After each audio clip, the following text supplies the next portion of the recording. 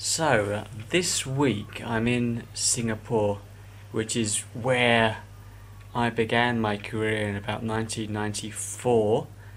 And one of the first acts I ever saw performing professionally was Ouch the Clown, performed by Roy Payamal. Now, I'm interviewing him this week. He's been doing this for a very long time. He does a lot of performance art. He does a lot of clown work. He's done corporate shows for adults. But what he's really become known for in his home country of Singapore is his living statue act, the human statue, which he's done for years and years and years, and we talk a lot about it.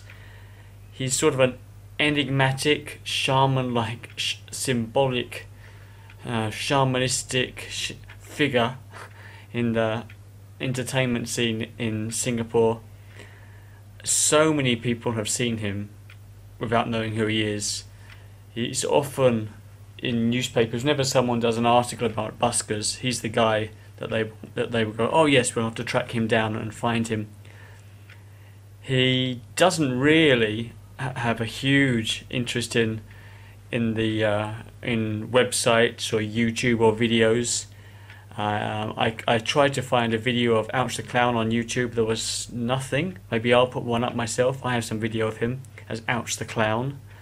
And if you type in something like Roy Payamal Statue Act, there are loads of videos done by just random people who've seen him and have been amazed. Right now his act is in Tampines, and he's got this.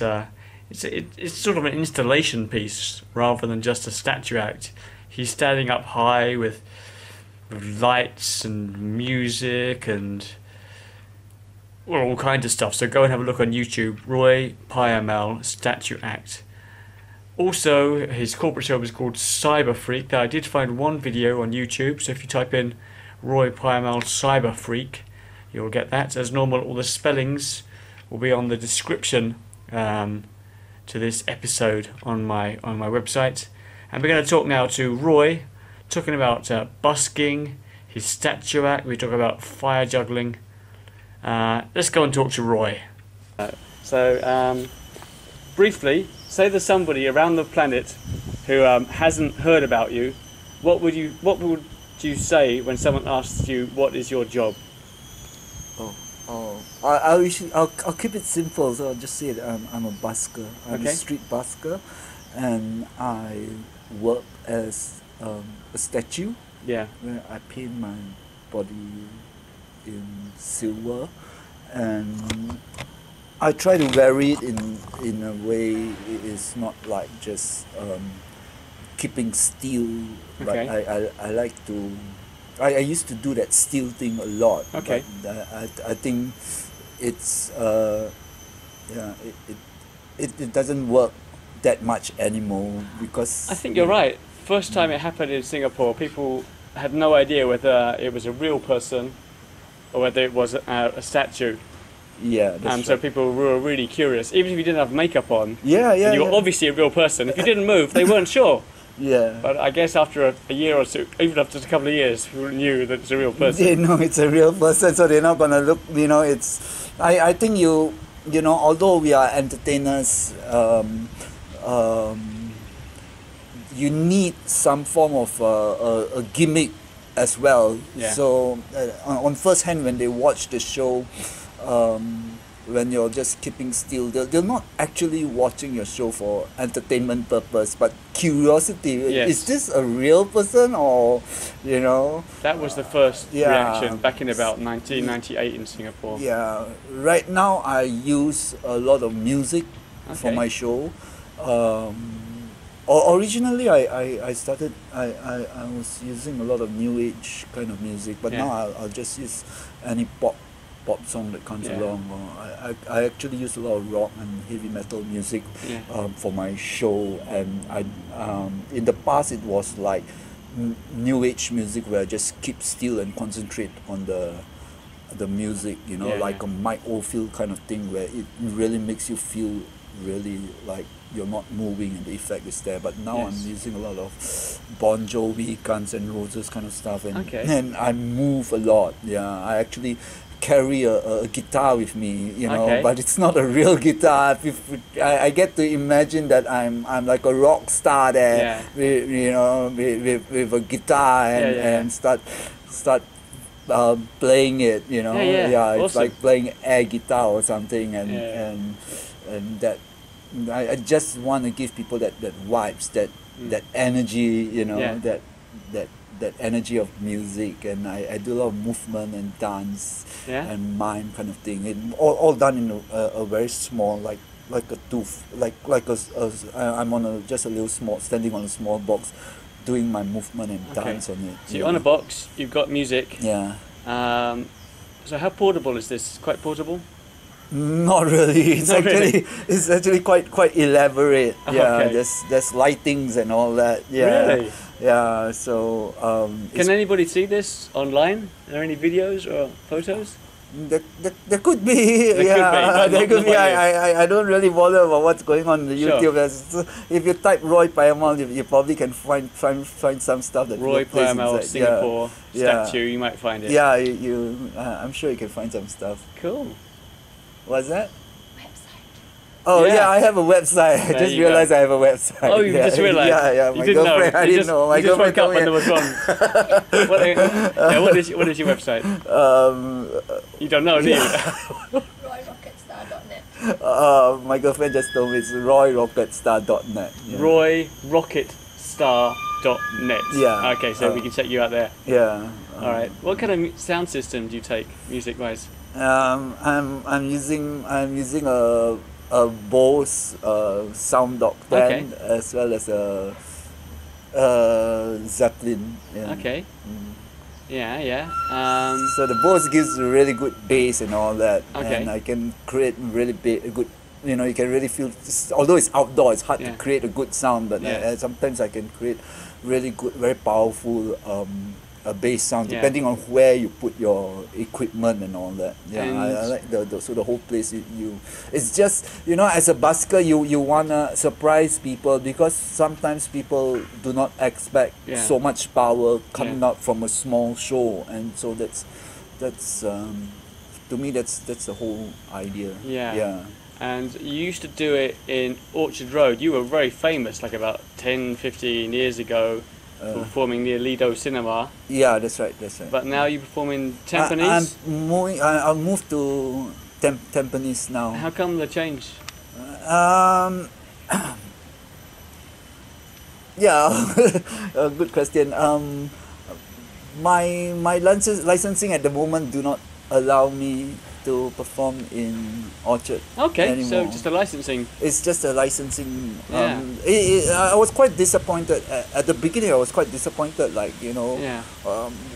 I'm so, you know, used to Orchard, and then now I have to move to Tampines. Yeah. Yeah. I mean, you were one of them. You were quite a famous Yeah. figure in an underground way. 'Cause everybody would know. Oh yeah, the guy who does the statue act near Lido Cinema in Orchard, and that would be you. Yeah. I mean, people still remember it now. Yeah. Yeah. But when I moved to Tampines, I realized I actually like it Yeah. better there. Yeah. I think because Tampines is more of a neighborhood area, so people Yeah. are a lot more relaxed. So I feel less tense. I don't really feel like I have to really grab people by the neck and hey, come watch my show kind of thing. Yeah. You know, it's just I'm also like, hey, take it easy. You Yeah. know, I take life But more if easy. it's a neighbourhood area, Yeah. you're not going to get all the tourists that you get in Orchard Road. Yeah, that's so what- does it matter that you have the same show day after day? Would you still? I wouldn't say I don't get all the tourists. I still get a lot of people from everywhere. Oh, okay. Yeah, I wouldn't say they're tourists. I think a lot of people come to Singapore not as tourists now. They Yeah. actually work here. Yeah. All the foreigners here are actually working here.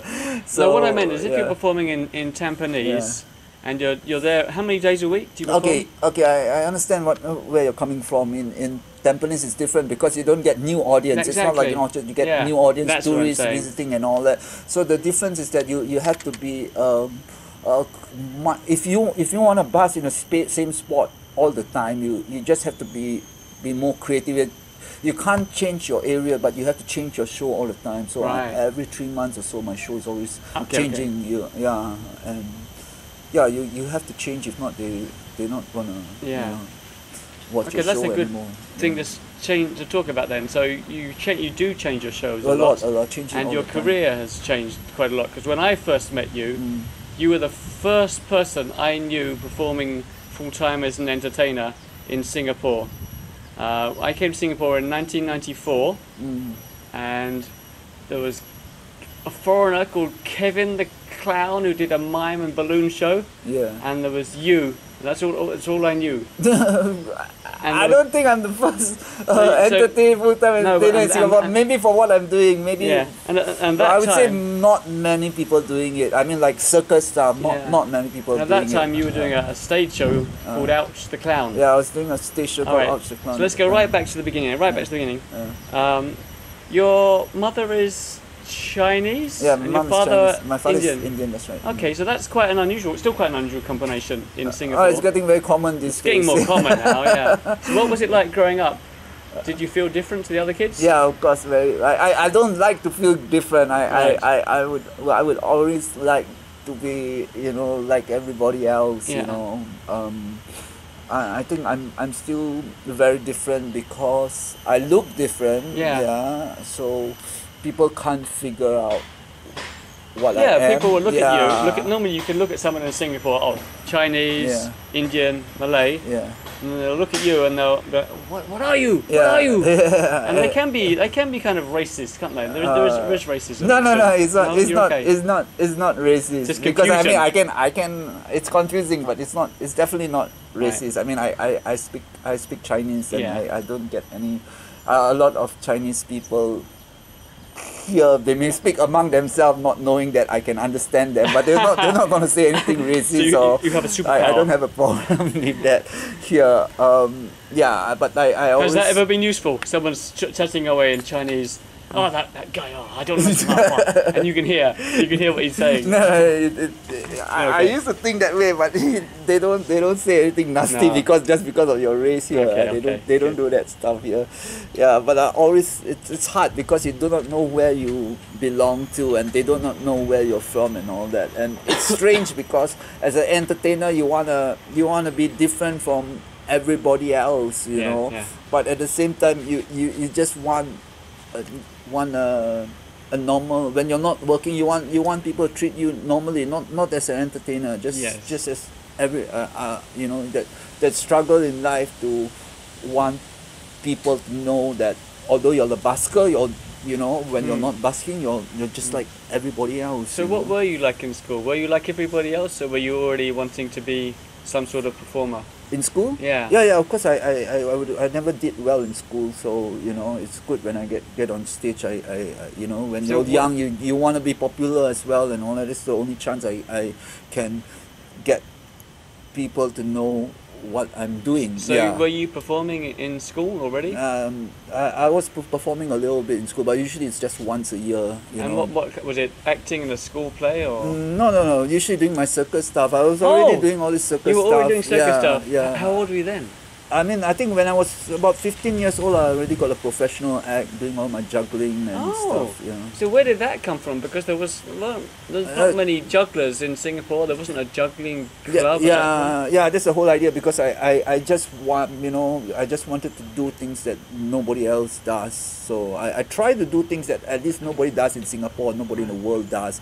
So I watch a lot of circus shows. So since I was about 6 years old, I've been watching a lot of circus shows on TV and trying to imitate that kind of stuff I'd see on TV, and then later on I realized that hey, I can do some of those stuff. So was it your main hobby as a kid, circus? Yeah. I was just practicing for. I wouldn't say I'm a very good juggler actually.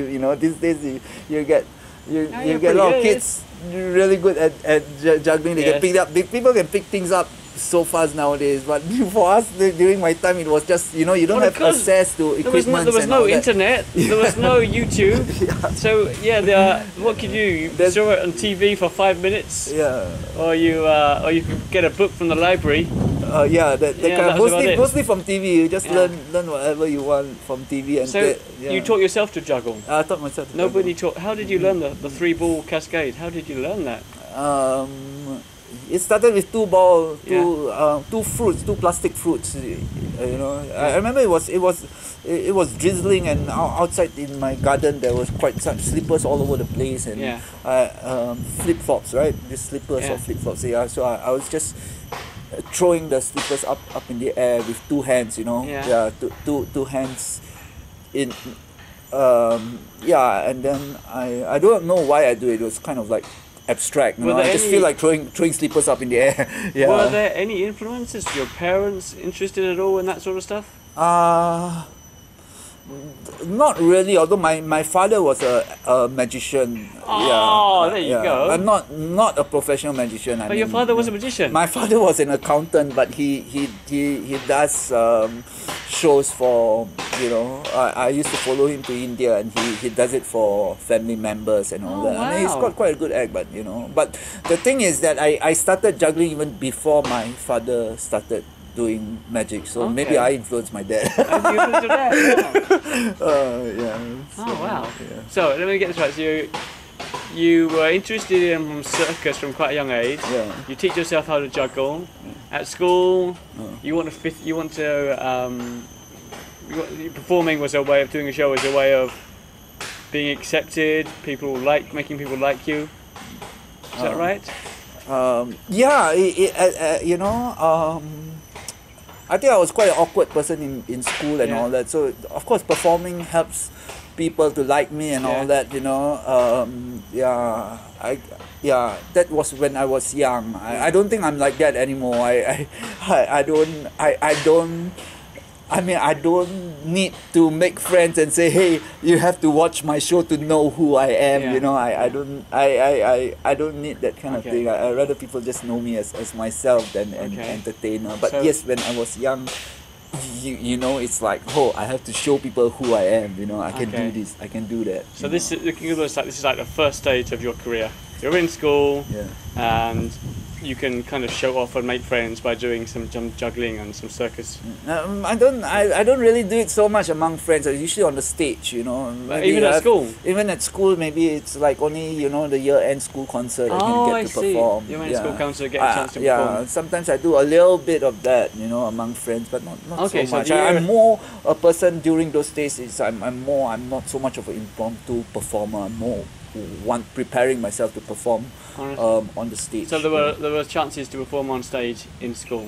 Just Yeah. usually during my mainly my secondary school Secondary days, school, not yeah. so much primary school. All right. Yeah. So after secondary school, what's the next big thing? Is it you get national service in compulsory in Singapore? Yeah, right? you have to serve 2 years national service from the age of 18. Yeah. Would that be the next stage? Yeah, because when I got in the army, I had to carry the rifle for the first 6 months, and it's very tough Didn't for want to me. do that. Yeah, I didn't want to do that because I like physical stuff, but it's it's not it's other stuff that it's just No, I talked to a mentalist from Israel, and he Yeah. has national service, yeah. and then he didn't want to do any fighting, so they put him into the head of drama department Yeah. in the Israeli national service. Yeah. So I had that same experience because there's a drama department in the army. Yeah. So it's called the Music and Drama Company. So I went there originally went there as a circus performer because it was just quite unexpected because I was doing all this combat stuff, and one day we had this occasion where Yeah. this music and drama company comes to my Yeah. camp Yeah. to perform, and they wanted me to do a like a guest artist for the show. So I Right. thought, I'll just do it. I didn't really expect, I just thought I'll just do it, and I didn't expect anything to come out of it, and I did. I did my circus stuff there, and next thing I know, the company wanted me to join them full time. So I escaped from running about in the jungle and Yeah. all that, getting. So I what kind of end up becoming a juggler there, and then I they didn't know what department to put me in, so they put me under the drama. So I get to learn some acting and comedy, and I did a lot of comedy there, which I enjoyed very much. And then I wasn't good at dancing, but everybody had to dance, so I get to learn how to dance there and all that, you know. And it really, I mean, up to now I wouldn't be able to dance the way they dance, so but that's a good thing, because I can dance, but it's just not the way people dance. So I have my own way of moving my body. To me, dance is like, you just, as long as you move your body, it's dance, you know. You don't have to be like a 5, 6, 7, 8 or what. You do whatever you like. Okay. So national service, is that a big turning point? Do you think national service, is that a could be, because at the time I think I was under this director there by the name of Jack Neo. He's a well-known director now. This is the most famous filmmaker in Singapore now. I mean, he's no more in the army, and I think I got to learn a lot from him. You know, what I learned is that I get to learn how to relate to, you know, my audience, you know, that and to learn that entertainment is not a high class thing, you know. A lot of people go, oh, I'm going to the entertainment so I can be, you know, it's just such a high class thing. I don't think people want to see that. Somehow people want to see somebody go up there and make a fool out of himself. If you don't get that, you're not gonna make it, you know. Unless you wanna be playing the violin in an orchestra, well, that also they're gonna go crazy, right? Nobody's gonna see something so perfect on stage. People want to see imperfection and all that. And I think that's what I learned from Jack Neo, that, you know, there's a lot of imperfections in the world that people want to look at. People don't want to see something that's so like in Singapore, everything's so sanitarized, everything's so nice and clean, you know.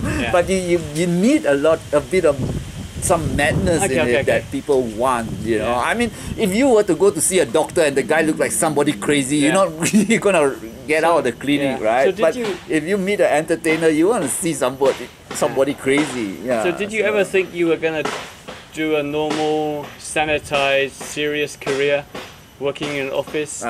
Did you ever? I have done that before. But I don't really mind doing that, but you know, it's always that love for entertainment that I want to go back to doing my entertainment. So after you leave national service, what did you do next? So you're about 20 years old by then? 19 years, 20? Yeah, 20. I was probably about 20 years. Maybe 21, 22, something. So it was quite tough for me, because at that time my family members, my mom, you know, they didn't want me to be in this entertainment line. They wanted me to be like my brother. So I work in my brother runs a electronic shop, doing sales and all that. You have a brother? I have an elder brother. He's like, you know, he had a job. He had a shop and all that, so they wanted me to be my brother, so I had to work in a shop. I wasn't working in a shop, I was working in another shop selling watches and all that. Later I worked in another shop selling like video cameras and all that, you know, like a salesman, like a real salesman in a salesman outfit. So I was doing that for about 4 or 5 years, you know. But at that time I actually gave up my entertainment at that time, because my family didn't want me to do that, you know. But then, later on I did do a little bit of shows outside, and I realized I was making more money from shows outside on the weekends than my job, and I could just quit, and I might as well go back. You know, after doing what my family wants me to do, I for about 5 years I decided that, you know, I should do what I enjoy doing. Give me a second.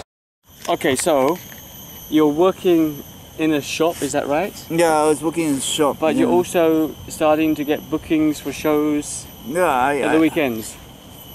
How did you get those bookings at first?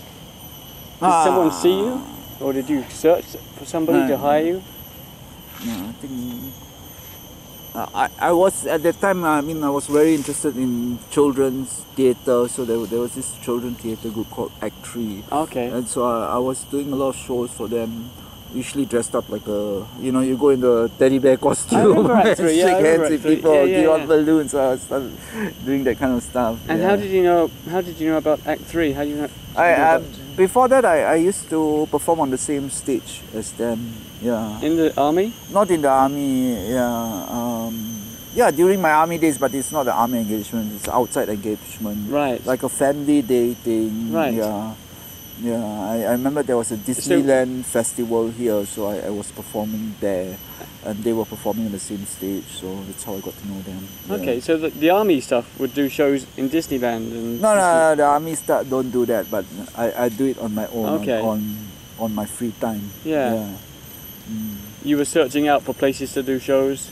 Oh, people just call me, somehow, The word got out. Yeah, you can, in Singapore there's a lot of opportunities to do shows, so somehow or other, even if you don't advertise yourself, people just call you. Yeah. I think you're right. I think Singapore is very small, and that they do have a lot of shows and not many performers. That's certainly what it was like in the early 90s when I came here. So you're getting shows at the weekend with Act 3. You're doing your own solo shows? I had my own solo show. It was this Ouch the Clown thing that I was doing. Yeah. Ouch the Clown. Yeah, it's more at that time it was more kiddie stuff and all that. Yeah. So I think in entertainment it's good way to start off is to with the children, Right, yeah. Move on to performing for adults and all that, but it's a lot harder. It's always easier to entertain the kids. Or if you want to try new stuff, it's easier. I think so. They make good audiences because they've never seen the world before. They've never seen a lot of things, so you can show them. What was your Ouch the Clown show?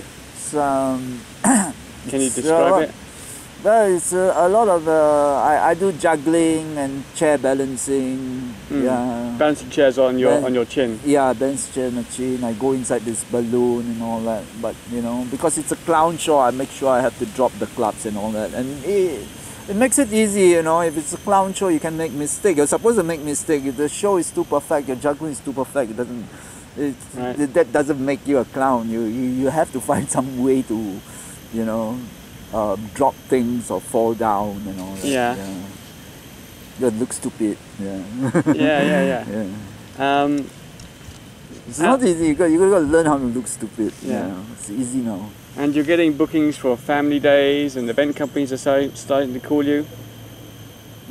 Yeah, I guess the bank companies sometimes will call you because they want you to be in some mascot. Or Right. I'll just do anything. Anything. I'll just do anything. I'm not fussy or specific in the show. Like, this is art. This is not art. I enjoy doing. I mean, I enjoy doing theatre and art stuff, but I enjoy doing commercial work as well. Yeah. I once got into a penguin costume because I think McDonald's was selling some fish and chip stuff, so they wanted me to be in a penguin costume. Yeah, I don't mind doing that. Yeah, I'm not one of those who go like, McDonald's, I'm not going to work for McDonald's. Yeah. Yeah. So you're doing it. How old were you when you started doing it full time as your only job? Tell what? Sorry? So you for a while you're working in a shop and working at the weekends. Yeah. And then when you're about 25, 26, you're doing it full time? Yeah, I was doing it full time, and I was doing full time. I was doing various stuff. Okay, I met this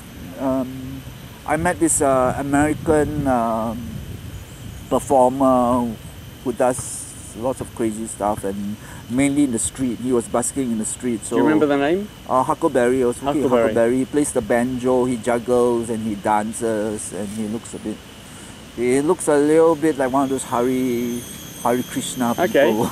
Okay. Yeah. So we do a lot of abstract stuff in the street, busking and all that, and then. Wow. Yeah, I was doing a lot of busking, and in those days in Singapore, you get a lot of backpackers coming down to do busking here. Right. Yeah, and so we used to bus a lot in the streets. And at the same time, I was doing engagements, whatever engagements, shopping centers, birthday parties and so on. Then at the same time, I think I was doing some theatre stuff. I was in a group called Mime Unlimited. Yep, I know them. So I was just doing a mixture of theatre, busking, as well as commercial work. Yeah. Lots of stuff, yeah. Theatre, you're doing the family fun days with the event companies, you're doing birthday parties, you're doing busking, you're working with Mime Unlimited, learning mime skills. Yeah. And this is a kind of getting into the mid-90s, 1990s. Yeah, mid-1990s, because there was a place in Singapore called the Substation. Right. And that's where I got to meet a lot of artists there, you know, because prior to that I was doing mostly commercial stuff. So when all these artists started to do performance art thing, I was very new to it. I was very curious about, you know, all these strange performances that I see. And then I started attending a lot of arts festival and wanted to just very curious about all sorts of arts and all that.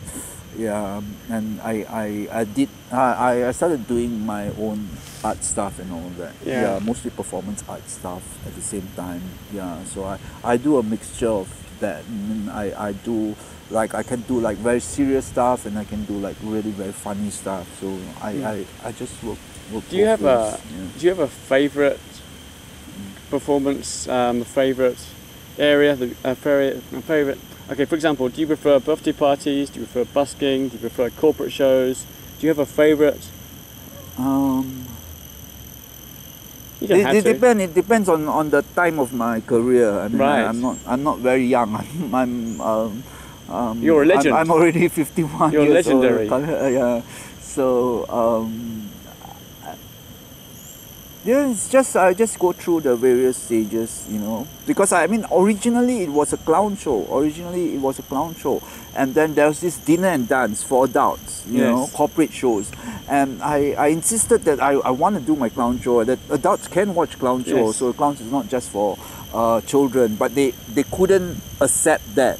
To them, for adults, they're not going to watch a clown show. You can't be, you know, we want you to do your circus stuff, but we don't want you to. So how did you manage to do your clown show for adults in Singapore? Well, originally I had this agent called Superstar, and they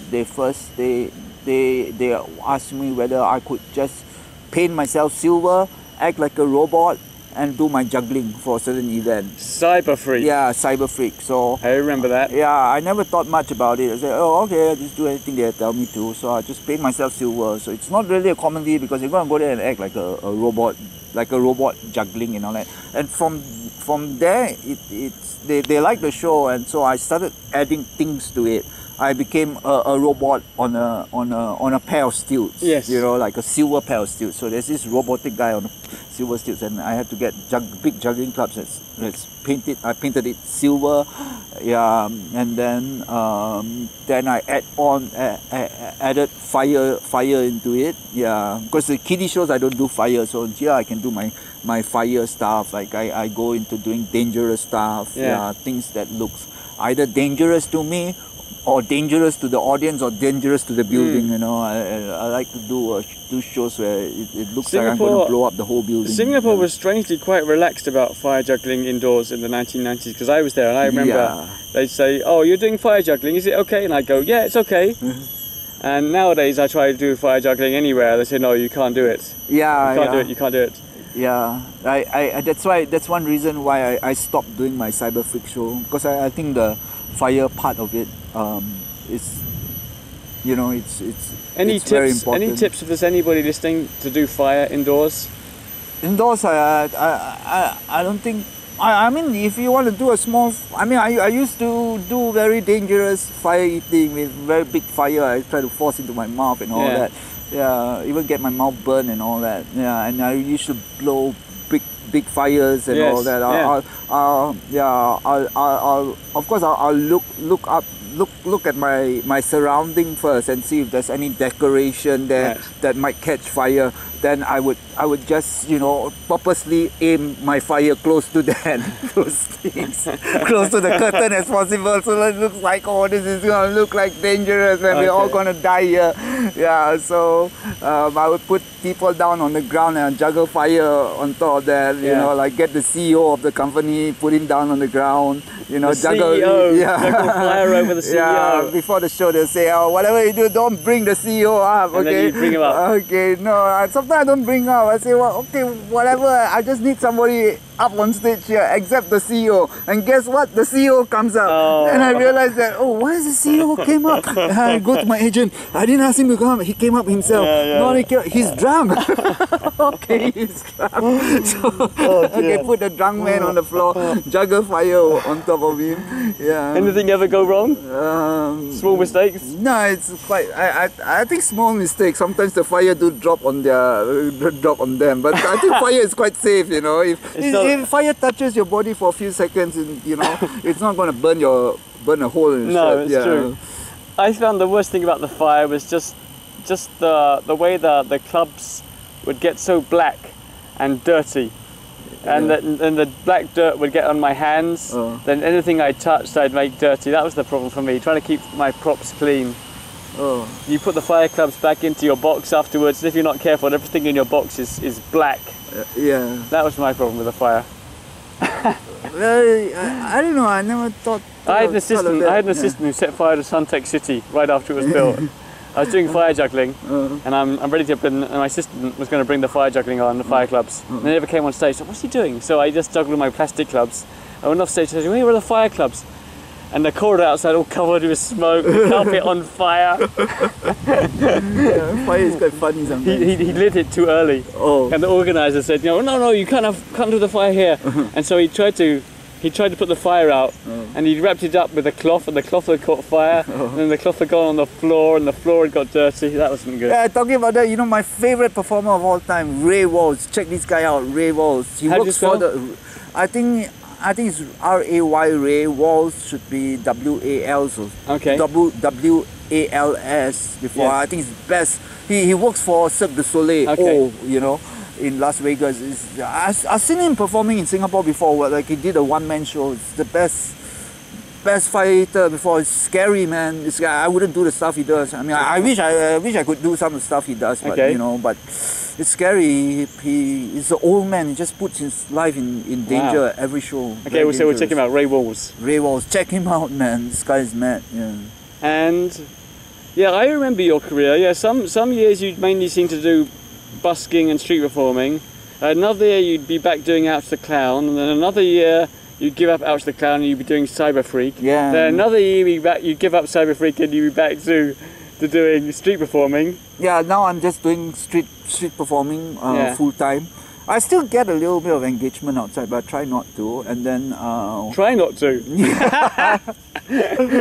yeah, because my mind works in a way where I'm focused on one thing. I just want to focus on that thing, and I don't want to do things that I've done before. I mean, I've done this children parties before. I've done this hotel shows before, and I don't want to do that anymore. I just want to focus on my juggling, my busking and all that. Yeah, and because of course if you've done 50, 100 hotel shows, they're all kind of similar. yeah, There's nothing new for you there. Yeah, there's nothing new. Increase in unless they want to increase the price that they're paying you, then you can add in more things. But they normally want to keep the price low, Yeah. so you're kind of stuck somehow. And then street performing also, you're your own boss, so you can do whatever you want. Yeah. And if people carry on putting money in your hat, you can carry on doing it forever. So it is a good idea to be good at it. Well, at the moment it's still alright, but I don't know how long it's gonna last me. Yeah. Now that's interesting. I mean, what happens to the old entertainers? We all start this in our teens and in our 20s, and then we carry on and we carry on, and we get older and older. Do you have any long-term plan for the future, or just see how it comes? I wish I got some long-term plans for the future, but I've got no choice but to say, hey, see how it goes. But like what you once said, I never forget this, man. You once told me that, you know, when you're an entertainer, you're a teenager for life. So it's like, yeah, I mean, I'm sure people like Mick Jagger, they're like a teenager for life. Yeah, why not? He's 70, he's still doing it. That's so strange. That's what I say to other entertainers. We're going to be like the Rolling Stones, just carry on forever, forever. Now, sometimes you're interesting because sometimes you've worked. A lot of the time you work solo, but you've also done a lot of work with other people. I remember New Circus with Asmi and me and you and who was the drummer guy? Reggie, yeah. And there was the guy playing Guy played the guitar. So, all right. So, do you enjoy working in a group? How do you find that? Or because you worked solo a lot, is it hard working in a group? There was once it's just the both of us working, and I kind of regretted some things because at first at one time we were working together, you know, and we had a really strong show, you know, and then later I think Jonathan Heron came into the picture. But at that time, I was already starting to do my Cyber Freak show, and Jonathan wanted to create this group called the Danger Brothers, together with yourself and me. And because I was busy, I had my own act, my own solo act, so I wasn't too interested in it, you know. And then when y'all came up with this concept, so you two started working together. Had this concept called the Danger Brothers. And then when I saw the show and that whole idea, I kind of liked the idea very much. And after that, I kind of like regretted not doing that group. Yeah, I can remember doing shows at Raffle City, me and you. Oh, we used to do shows in this group called New Circus that I kind of started and all that. But I guess it didn't go on firstly because I think I wasn't very.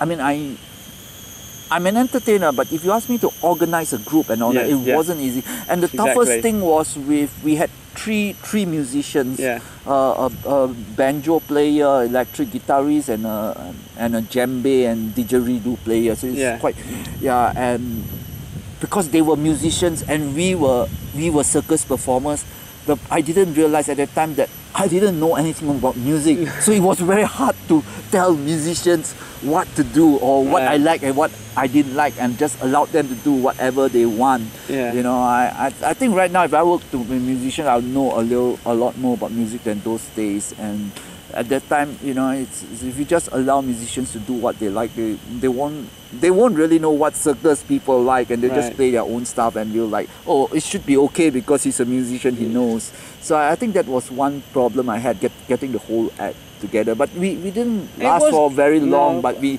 had a lot of, we did quite good shows and we had a lot of fun. It was live, 3 musicians providing live music, me and you clowning around. Remember we got 4 guys sitting on chairs, then we moved the chairs, and the guys were still stand. There's that trick where they lie down and they're supporting each other. And then we were passing juggling clubs over them at Raffle City. I remember that. Good times. All right, I remember you liked changing the show every single show. You like changing things a lot. I like I do that a lot now for my busking. I cannot go to work and do the same thing. I have to change something, you know. I have to change something. I added the decoration or my costume or something. Something has to change, you know. It cannot be I can't do 2 same shows, you know. Maybe similar shows, but not exactly the same. I like to experiment a lot, And how about improvising? If you don't do so many stage shows at the moment, but when you're doing a stage show, do you like to improvise during the show, or do you always do the same? Do you do the same? Yeah, of course. I like to improvise a little bit. Of course, you have a skeletal idea of what the show is.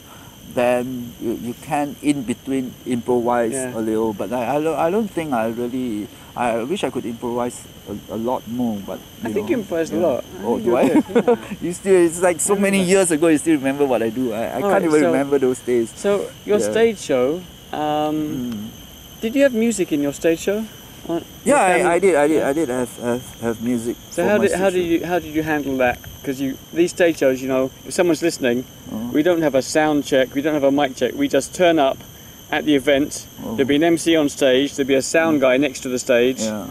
And then at one point the MC will come down and he'll say, "Here he is, Ouch the Clown," and then boom, you go on stage to start your show. Yeah. So did you use a CD or what did you use? Yeah, those days we used CD. Yeah. And was it just play? Or did the guy? No, the guy. You have to tell the guy when to stop. You know, when I fall down from the chair, you're gonna stop this and everything. Did it always work? Yeah. I think very often it doesn't really work, but it doesn't matter. It's just part and parcel of the show. You know, I don't do. I think it's fun sometimes to do a show that's not really perfect. How about microphone? Was that did you ever use a microphone? Yeah, I mean, yeah, on stage you need to use a microphone. I think up to today I don't really know how to use a microphone. You still don't? Yeah, you wouldn't know how far away from your mouth you're supposed to put it, and you forget, you know, because I'm a mime, I move a lot. It's very hard to have the mic right in front of your face all the time. Yeah. So you never used like a hands-free mic or anything, you just took whatever they had and improvised? I always tell myself I should get one of those hands-free things, but to today I never got one of those. Yeah. Now you've been performing for a long time. Did you ever and do you still ever get stage fright, get nervous before you perform? The strange thing is that up to now I don't get stage fright, but I don't know what this is. It's like a few days before the show, or even a week or 2 weeks before the show, I can get very sleepy. Sleep a lot. I do not know why. I just sleep a lot before the show. Yeah, my mind just can't think of anything, and I just sleep a lot. Yeah. That's strange. Yeah, it's a kind of an anxiety or something. Yeah, I know it's strange, but it does. I get very lethargic. My whole body, I just can't, not myself. Yeah, but of course, when you're on stage, I mean, I don't think I hardly hear of. For most entertainers, even no matter what stage fright you got, when you're on stage, it just goes off. But maybe before stage, you get stage fright. Yeah, but I always tell myself the best shows that I've done are the ones that I'm worried about. Yeah. More worried. I hate to get worried about a show, but when you're worried about a show, it means it's going to be a good show. Yeah, I've done shows where I'm like totally unafraid, super confident, and then it's like, oh my god, it's like, what did I do? You know. Have there been any bad shows? There must have been a few bad shows in your career. Yeah, I do.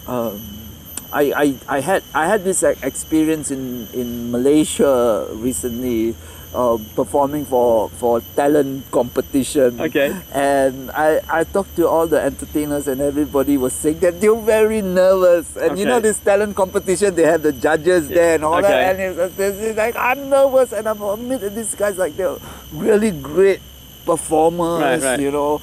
And there was this guy from India, he's like an opera singer, he sings like Italian opera, and he's like such a perfect person, and he told me, I'm nervous. And then they had all these TV people asking me, are you nervous? Are you scared of judges? I said, no, I'm not nervous, I'm alright. I'm cool, man, rock and roll, I'm ready to go on stage.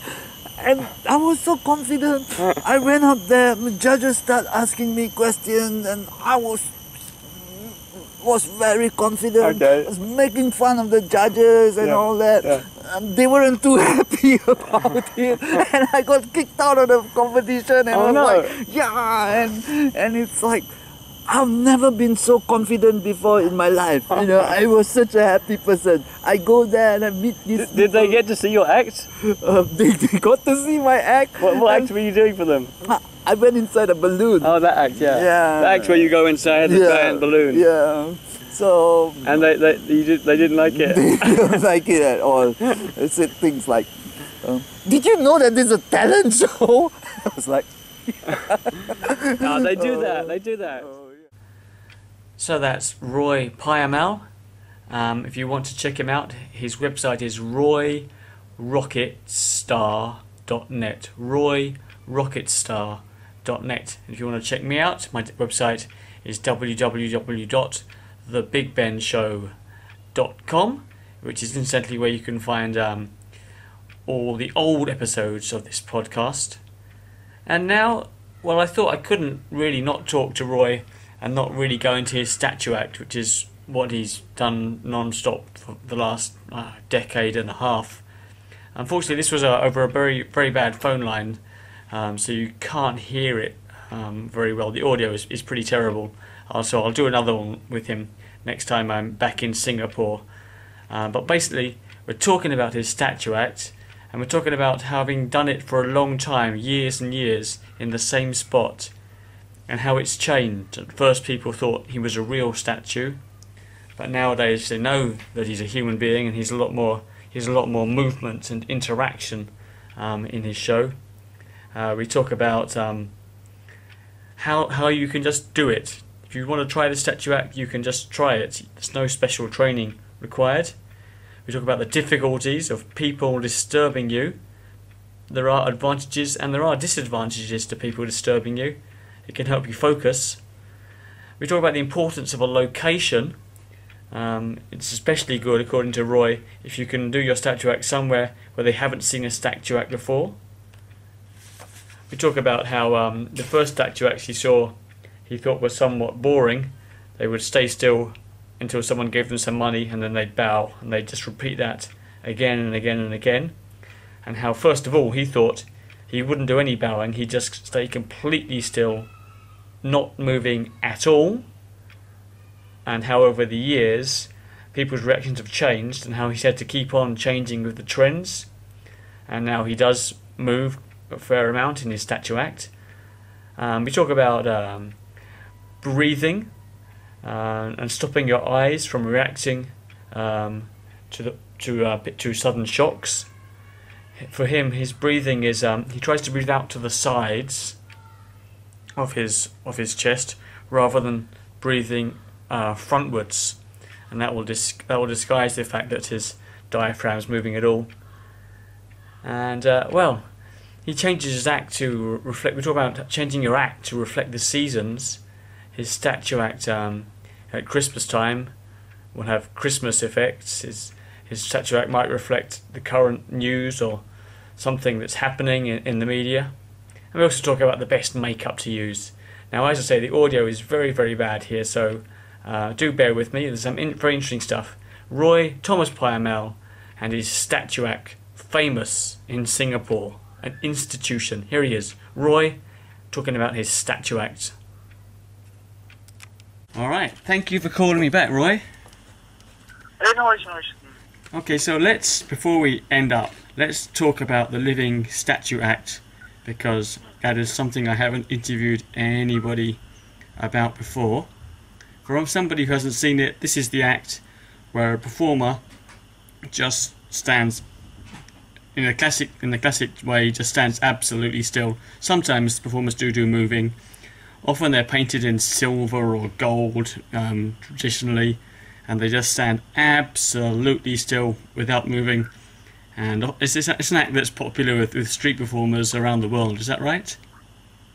I think it used to be really popular, but nowadays things have changed. I think you've seen all over Europe they're doing this levitation thing. So I think that act probably took over the statue thing. That's true, yeah. Nowadays in Europe, if you go to London and Covent Garden, the statues have special setups where it appears as if they're levitating. That's true, yes. I think there's already this trend going on. So I think that's the latest trend. Do you know? I don't do that, but they kind of like find some ways of levitating over the ground, kind of thing. Yeah. Yes. Okay. Yeah. So, well, if anybody want to do the traditional statue where it just don't move at all, they can always, it's about just going out and doing it. To me, it's, I'm not, for me, I don't really teach. Do they have any method to teach people other than, No, I think you're quite right, because I think you just got to be the right kind of person, because the first time I did it was in public. I went along and I just stood still. I played some music in the background, and hey, I found I could do it. It was pretty hard work. I was pretty exhausted by the end of 45 minutes to an hour, but I could pretty much not move. I just did it. Was it the same for you? Yeah, it's the same for me. You know, although I have some experience in mime and all that, but you know, for a lot of artwork, you don't necessarily have any, you know, education in it. It's about just doing it, and some people can do it, some people can't. You know, as far as I'm aware, that's what I think. Yeah, you can have some mime training, like you said, or like me, I meditate every day.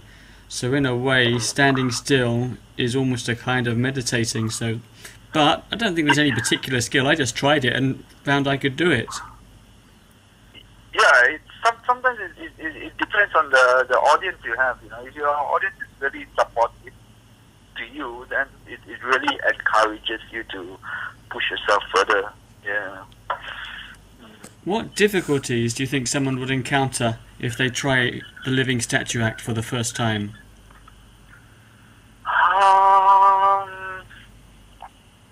Difficulty.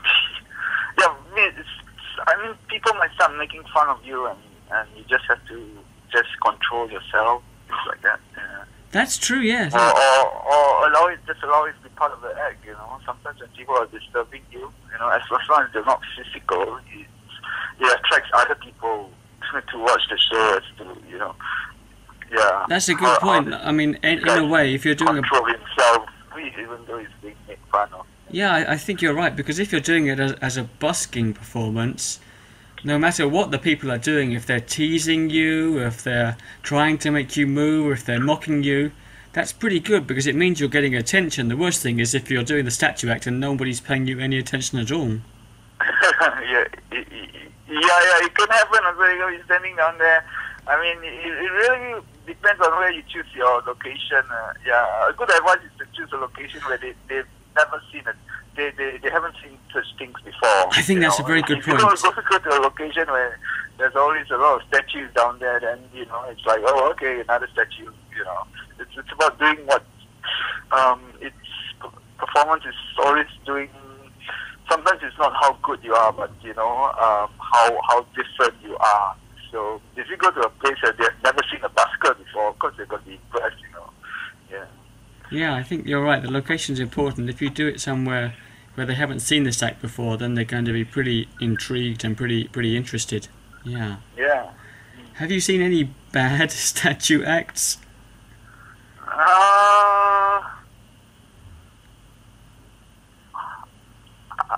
Maybe not. I think I don't know. You know, I guess I've seen a lot of bad statue acts, and I think that's why I went into statue. I wanted to do it because I thought that somehow or other I've been all over Europe now, and I've seen a lot of really good circus acts. You know, in the streets. Yeah. So. Yeah, which is something I do as well. But you know, when I saw the statue acts, I felt that a lot of them, I didn't feel that a lot of them were really good, and that's the reason why I went into it. I felt that I could do something about this. Yeah. I mean, what kind of mistakes do bad living statue acts make? Sorry? What sort of mistakes, in your opinion, do bad statue acts make? I don't know. A lot of them just look very boring to me. Yeah. Boring. I just can't feel the show. I mean, they have really good costumes there. Maybe because it's cold, we can just put on. Yeah, they have. To me, they have a lot of really good costumes. But every time, you know, I felt that all the. I mean, I just want to do it differently in the sense that when people put the money, they always bow. It's just about putting the money and watching the guy bow. You know? So, and everybody's doing the same thing. Okay, yeah. I know what you're saying. I just wanted it different. Yes, I know what you're saying. Keep still no matter what, even if even if they put the money, I don't bow. I just keep still no matter what. Yeah, I think that's a good point. Yeah, So, yeah. A lot of statue acts in London that I've seen, they'll stay still until someone wants to take a photograph or gives them some money. Then they'll just bow, and that's it. That's all they do. That is their act. Stay still until someone gives them some money, and then they bow, and that's all they do. Whereas you, and I remember. Because I think people have that impression that it's not possible for the human being to not move at all. So I want to break that barrier to show that that you can actually just don't move. Don't move at all. In theory, you would think that it's impossible. How can a person not move? His blood circulation won't be moving, that's what people think. So I just wanted to go against that belief. Yeah, because I remember your act like about 10, 15 years ago. You weren't moving, but you had lots of clockwork toys and electric toys moving all around you. That was quite interesting. Do you remember that act? You had you were totally still, but you had like electronic toys moving around you and things like that. Yeah, I mean that was really long ago. I think if I did the same thing as I did before, it would not work. Yeah, yeah. I don't think it would work. Yeah, but I mean if I think if you ask me what advice I want to give to anybody who want to do this thing, I think it's about looking at what everybody else is doing and trying to come up with something different. Yeah. Like doing a statue while playing a musical instrument or something. Just something different. Yeah. There's no point watching another performer and say, I wanna be like that performer, and then the next thing you do, you're doing exactly what that performer is doing. Good point. I don't think that's what entertainment is about. Sure. It's finding out what is missing and what is different and what is everybody doing and trying to do what is not. So going back exactly to going back to exactly what you were saying, that one of the things you thought you do when you start is not moving at all, not reacting when they give you any money, just totally still. How did you find it hard to be totally still for 45 minutes to an hour? It wasn't a problem when I first started, but it is a problem now. Now, if you ask me not to keep still, I really can't. I can't. How come? I just can't. I can't do that. It's something I used to do. I mean, I've been doing this for I've been doing this for long. 20 years? Like 15 years already. 15 years, I can't do what I used to do anymore. And it doesn't work anyway. If I keep still for 1 hour, it just doesn't work with the audience anymore. That's right. They've already seen you being still, so you've changed it. Yeah, the audience change and, art changes and all that. You just have to keep up with Sure. I used to juggle in the street, and I don't do like a full circus act. I just stand on one spot and juggle, and that was enough for me to make a living. But it doesn't work anymore. They're not going to watch that. They want you to do a lot of dramatic stuff. Good, yeah. Not just somebody standing in the street and juggling. Sure. But in the past, when it works, it works. That's why I said you got to keep up with the time also. Things change, audience change. What surprised them before does not surprise them anymore. So I can't really give an advice as to maybe though you can give some. If I were to be academic and say this is how something is being done, right? But that is only an academic advice. In reality, it may not work. Right. Nevertheless, you were talking earlier that you do it bare-chested, and you concentrate on not letting your chest move, so that people can't see you breathing. I guess that's a technical tip. Yeah, of course at the beginning it was very tough to you control your diaphragm and all that. It's still tough for me, but it's very very tough because you no matter how you breathe, your diaphragm is gonna move. So I try to find ways of breathing without showing that the diaphragm moves. Sure. Maybe it moves a little bit, but it's almost a lot less, And also, how about because the breathing it expands both. More outward than in front of you. The stomach doesn't. It looks like you're not breathing. Yeah. And so it's all just through experience. You get to work many hours basking every day to just experience learning how to control that. Yeah, it's something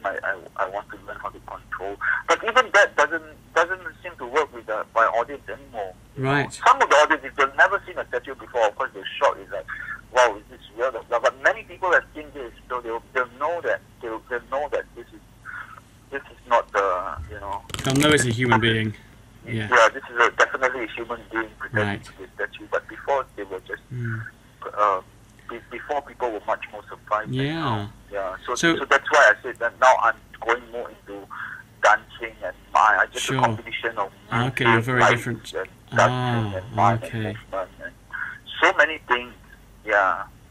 Dancing is a lot tougher now than in the past, I would say. Right. Yeah. Well, this kind of my next questions might be a bit pointless, but I wanted to ask when you in the past when you were concentrating on being very still, how did you stop your eyes reacting? Because sometimes if you zone out, your eyes just start to watch things, and then you'll notice that you're not totally still. Your eyes are looking at that bus go past, they're watching the car go past. Did you have any ways to focus on keeping your eyes still? Or maybe there'd be something like a shock or some movement and your eyes would automatically move to one side, or were you able to control that? Yeah, the eyes was really hard to control. These two things, the eyes and the stomach, is the hardest to control. Yeah. So the eye thing, it just came naturally. I mean, I was surprised that, just recently I was able to just keep my eyes not blinking for about an hour or so. Yeah. And in the past, you slowly, try not to blink as much as possible, and then maybe you don't blink for about 15 minutes, and then it goes on to 20 minutes, and then half an hour. And then you can really minimize your blinking. Yeah. Also, what I found... Then there's various ways of concentrating. Either you, at the beginning it was like, you can start off by concentrating on just one spot. Exactly. This is what I was going to say. It's difficult because when you're concentrating on just one spot, somebody walk in front of you and you lose that spot. Your pupil will start to retract or so when somebody passes by you. So so later on you realize that you have to change you have to control the way your eyes looking, even if somebody walks past you. Yeah, you have. I agree. That's exactly what I did. The way I stopped my eyes from moving around is I'd focus on one spot. It might be a railing in the distance, and that would be what I try to look at for the whole hour. And if someone stood in front of me, then I'd try to look through them and still focus on where that railing was behind their head. Just focus on that one spot. And but no, it just comes naturally. I don't really think about it. I don't really think like, I'm gonna focus on this spot. I'm gonna focus on that spot and all that. I don't think it just comes naturally. If I want to focus, just focus there. Whether somebody's walking past me or not, just to focus. Yeah. Here's a question which I have an answer for, but I wonder if you have the same answer as me. When you're doing the living statue act, do you zone out or do you concentrate? I wish I could zone out. I know you were talking about the zone out thing before. I think I only had that experience only once about a couple of months ago. It was a really nice feeling. It's like as though your mind is out of your body experience. Yeah. Your mind is your brain is not here. It's somewhere here. It's just your physical body here. I'm surprised you actually went into that state because although I've got a lot more experience than you, I've only gone through that stage. I've got into that maybe once, and it was amazing. There's a yoga friend of mine was talking about that. He could just lie down on the bed, and his mind, his brain is somewhere else above his head, and his body is just there. He's like an out of body experience. Yes, but I've only experienced that once. I found that. I wanted to repeat that. It's not something I really know how to do. Yeah. Yeah, but I do meditate a lot. I do imagine a lot, and I do think of a lot of things and it's always different. I have to think of different ways. It's a psychological thing. Your brain is working all the time, and how especially how do you make this show fresh all the time? You want to make it like as though it's the first time you're doing it. Although you do it all the time. Yeah, if I can jump in for just a moment. Yeah, for me, because I've been meditating every day just as a normal thing that I do just to improve my life in general. So when I did the statue act, it was very similar to meditating, and zone out is probably the wrong word, because when I'm meditating and I'm doing the living statue act, I'm not really zoned out. I'm actually aware of everything that's going on around me, but I'm very calmly aware. I'm not hyperactively aware. I won't jump if something disturbs me. I'm just very calmly observing everything that goes on all around me, and it almost was as if I was looking through a window, as if I wasn't really directly there. I was somewhere further back or further away. So it was a very interesting experience. But I found if I did really zone out and start to daydream, then my eyes would start wandering around watching things, and that was no good. And sometimes when people were disturbing me, for a while it would be quite when someone was disturbing me, it could be quite useful because it helped me concentrate and focus. It was like a challenge. Sure, if they disturbed me for like half an hour, that would be really hard to stay still. But if they disturb me for just 5 minutes, and I can resist them for that 5 minutes and not move until they get bored and go away, that could be quite useful. That could be a challenge and an incentive to keep me going throughout the hour. That's a useful thing I found. Do you get that experience? I don't really take my work that seriously when I'm performing. Sometimes when people they want to challenge you or they want to disturb you in that sense to see how good you are and all that, I don't really bother too much. I just sometimes I'll just smile at them. That's all. After this is just entertainment. I mean, why take my work? Sure, and when I was doing it, it was about 1999, 2000. When it was a new thing in Singapore, so people really didn't know. It's like what you were saying just now. People didn't know whether I was a model, a plastic thing, or whether I was a real human being. So the challenge was definitely there. And nowadays people have seen it, so they know that you're a human. So I don't think it's necessary to stay still all the time anymore, is it?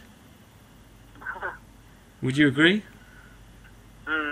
No. Yeah, maybe, but also maybe because I'm quite well known here in Singapore doing this. So a lot of people, if a new guy comes and do it, people might want to see what this guy has. Oh, that's true. Sometimes Yes. a new guy, a beginner might have a certain advantage. Yeah. Yeah, because they want to say, hey, there's a new guy doing statue. Let's go check this guy out. Yeah. So you talk about it being a show, being an act. Is there are there stages you go throughout an hour, or is it just or are there things you do? Do you have certain interactions that you like to do throughout the performance? No, I'm not one person who really interact much with the audience. Most of my shows I somehow I'm not so much into getting audience participation. Sure. Well, no, statue act. Yeah, I react only. Maybe I smile at them or try to. Yeah, I smile at people or things like that. Yeah, just making people happy and all that. Yeah, like what I say, I don't take my work too. I think I'm in entertainment, and I think it's good sometimes not to take my work too seriously. Yeah. Sometimes I'll just be laughing something silly and just laughing at myself. Yeah, I seen a Japanese guy who was really good. I forgot his name. Japanese guy. He would have a whistle and he will get a crowd around him, and then he will teach the crowd how to do statue, and when he whistle, he ask them to change position and all that. Oh, fantastic! Yeah, and then he's a statue and his crowd also, and quite about. Eventually, you have like 10 of his audiences doing statue in front of him. Oh, I saw a guy like that once in Singapore. Yeah. I thought that was really cool.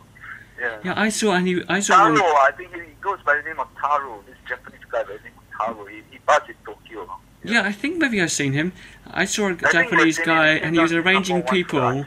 He was arranging people to be statues in a famous Picasso painting. When I saw him, it might be the same guy. He get them to imitate famous paintings and statues. Yeah, I saw that. That's interesting. Yeah, that's an interesting act. Wow. Yeah, there's a lot of ways to do the statue act. Don't need to be totally still. You can get the audience involved, or like you can constantly add new things to your statue act. So if someone comes back a week later or a month later, your act's changed and developed with more different props, different music, different costumes. Is that right? Yeah, that's right. I have a backdrop and I have some installation with me. So in the past I've done many different themes. Like I've done like world peace, so I'll be carrying a globe and also your statue act can reflect, flying there. So your act can reflect the mood of the times, whatever's happening. Yeah, so it's like all these different themes, and yeah. But now I just follow whatever that's going on. Like now in Chinese New Year field, I have a dragon, and then of course, there was a Christmas time where I had a giant inflatable, what you call Santa Claus behind me. Oh, that's fantastic. Everybody's coming down to take a photo with the Santa Claus, so I get some attention from there. Sure, this is a brilliant idea for a long term act. Yeah, you're doing this for years, so why not change it as the years change? You change the act. That's great. During Halloween, I had this. I was dressed like a skeleton. I had this skeleton mask and all the costume, so I was like a skeleton. I know it sounds quite cliche, No, but it makes sense. Yeah, Halloween do a skeleton, Christmas do, Oh, makes sense. Last Christmas I had a funny, what do you call, Santa Claus hat that can electronically. No, this is fantastic. Yeah. By itself and things like that. Yeah. It can be quite tough sometimes. You're so desperate that just try anything that works. Of course, now there's all these LED lights and all that. So there was once I had LED lights all over me. Yeah, but it uses up too much power because in the street you're using battery and all that. Right. It uses up too much of a battery and all that. So okay, sure. That can be a problem. Yeah. Do you still use any body makeup or not? Yeah, I still paint my body. I used to go out there in a swimming trunk, and then I paint my legs, paint my body and all that. Yeah. And I don't do that anymore. I wear a grey pair of jeans and then I just paint the top of my body. Yeah. Yeah. Unfortunately, firstly it takes so much paint, and some people go crazy. They just when they see somebody just in a swimming trunk and just almost like naked in the street and all that, they can react quite weirdly to it. Yeah, they can start becoming really. Sorry, what happens? What happens? I mean, for me, I'm an artist. I'll just do anything, but to them, it may not be. Yeah, but in Tampines, they're much nicer. In Orchard Road, I do get abused and all that. It's very tough to work there. Yeah. Right. So yeah, if someone's listening, Tampines is out in the suburbs, and Orchard Road is right in the centre. So if you're doing Orchard Road is like the city where part of the place, and I think a lot of people there, I don't know, they're a bit hard to entertain. I would think that they will be a lot harder to entertain than the neighborhood ground. Right. And although the money is better, of course, but and the technical stuff with the makeup, did it get everywhere? If it's all over your hands, how do you tidy up after your show? Well, I use wipes. That is, the wet wipes. I'm using this brand called Simple Wipes, and it's not that difficult. After my show, I just use wipes like baby wipes. Yeah, baby wipes. Wipe off the makeup, whatever makeup you got.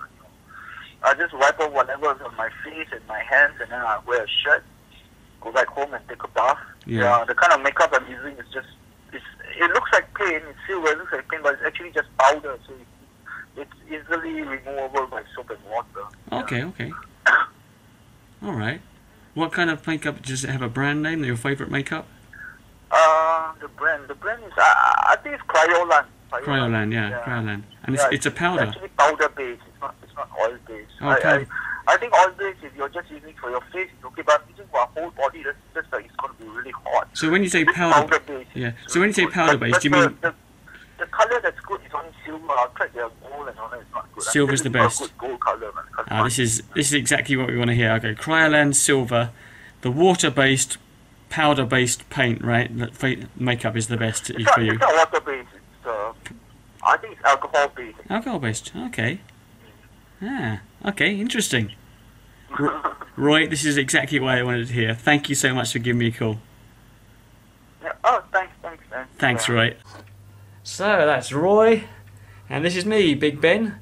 I will try to interview him again sometime and get a better quality audio with him about his statue act. But lots of very interesting stuff, and do check him out Google Roy Payamal Statue Act Singapore, and you'll find all kinds of stuff.